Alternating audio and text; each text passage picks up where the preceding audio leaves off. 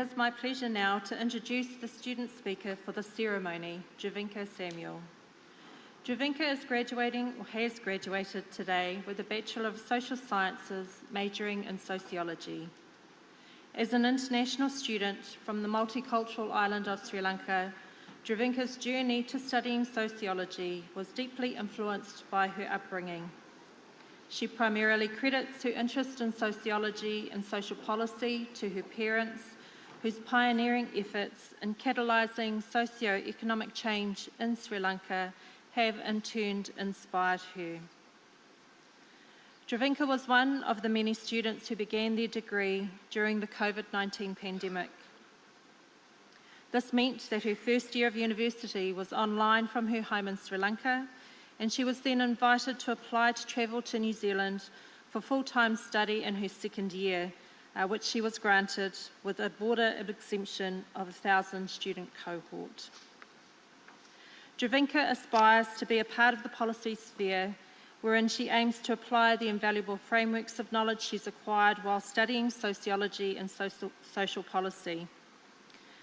With a dedication to inclusive and compassionate policy making, she hopes to continue contributing and creating systemic change for communities that have been marginalised and disempowered within existing systems and social structures. Would you please welcome to the podium to give the student address, Druvinka Samuel.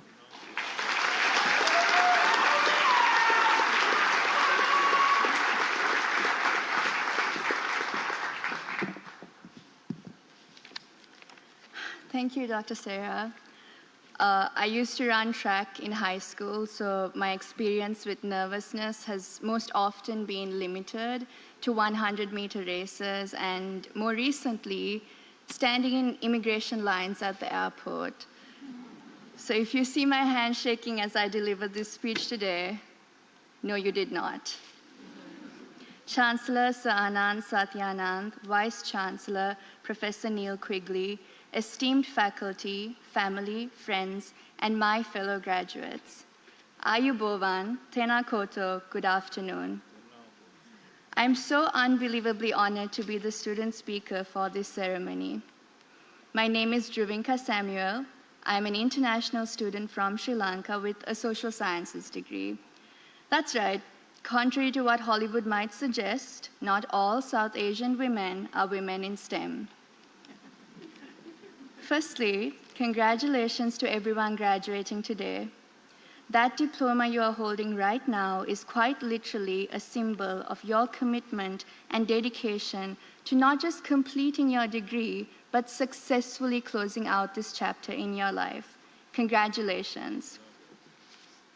We so often tend to see achievements like this one as something that marks the end of a chapter and the start of another.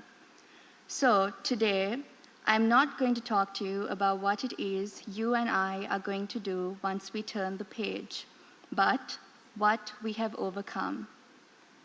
I'd like to talk to you about three things: uncertain circumstances, your ability to persevere, and the community that saw you through it. You might be a graduate who is also a parent, a grandparent, or a returning student, perhaps an international student, an immigrant, a person with a disability, or someone who has a loved one battling illness. You might be someone who has had to overcome unimaginable socioeconomic hardship just to be here, or you may be the first in your family to pursue a higher education. I don't know everyone here, but what I'd like to honor is what it has taken for you to be graduating today. Think about it. We have had to wade through economic crises, climate disasters, and a global pandemic. What defines us then is not what we are doing next, but our ability to succeed amidst uncertainty, our perseverance, and the community that fueled our perseverance. When I left Sri Lanka in the second year of my degree, it was at a time of extraordinary uncertainty. My country was experiencing a staggering economic crisis. People would spend days in mile-long queues for fuel. and power cuts would last as long as 14 hours. It was apocalyptic. Amid all this, my father was battling the after effects of a third cancer and was in hospital nearly every other day of the week. Many of my assignments at this time were written either in the waiting rooms of hospitals or in the darkness of a power cut. I had never felt quite as conflicted as I did when my visa was granted to me. Here was an out amid uncertainty. But how could I possibly find it in myself to leave home, my family, my country at a time like that? I found certainty in my family's unwavering love and support, and reassurance in my community's promises to look out for my family while I was away. It took a village to get me here. One of my favorite writers, Dr. Ayesha Khan, writing on the collective experience of difficult emotions, says, and I quote, "We can hold almost any difficult emotion so long as we hold it together in community," end quote. At the University of Waikato, I have not just received an education, but also experienced what it means to be in an environment where the arts and social sciences are core to education and not just an add-on. The experience of mutual learning surpassed the traditional boundaries of education to which I was accustomed. It felt revolutionary to learn in an environment that is non-hierarchical, with students and lecturers who are so different to me and yet so similar. I would like to pause here to thank every single one of the amazing academics on this stage. Thank you for creating an environment that's so nurturing, inclusive, and conducive to meaningful growth for everyone graduating today. I think I can possibly speak for other international students when I say that nothing quite prepares you for the experience of saying goodbye to your family. But despite the pain of being away from home, in Aotearoa, I found my whānau. I would be remiss if I didn't thank my friends who have radicalized my concept of friendship by treating me like family. I have had the time of my life on backup vocals at karaoke nights, or just watching horror movies during study breaks. Thank you guys for being my home away from home.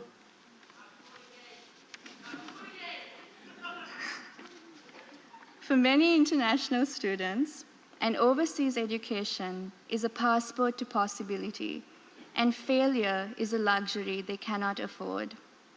My privilege to have this opportunity single-handedly lies in the sacrifices my parents have made for me. So my family is not in the audience right now. Instead, they are watching me graduate from home in Sri Lanka. I don't think I could ever comprehend what it takes to let your daughter go to a country that you have never set foot in, to give her the opportunities you have never had. I'm standing here today for my family and because of my family. So many sentiments of mine can end with that prepositional phrase, because of my family. My parents have not raised me with the pretense that I can do whatever I want, but rather the quiet belief that I can be whoever I want to be.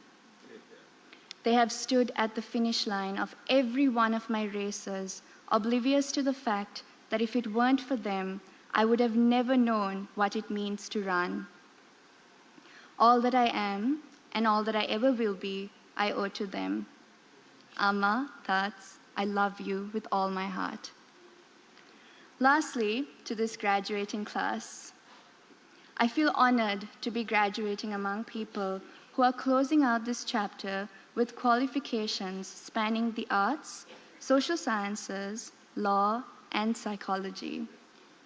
In a world that privileges a certain type of education, there is resistance in your decision to pursue this one. So as you stand at the precipice of change and uncertainty yet again, I'd like to remind you that you have been there and done that. You are not defined by your circumstances, but in how you persevere through them and the person you choose to become after overcoming them. I'd like to leave you with a deeply reassuring text post I saw on social media the other day. It simply said, and I quote, "Relax. You are on your way to your destination, and you're in a super cute outfit." Thank you and congratulations.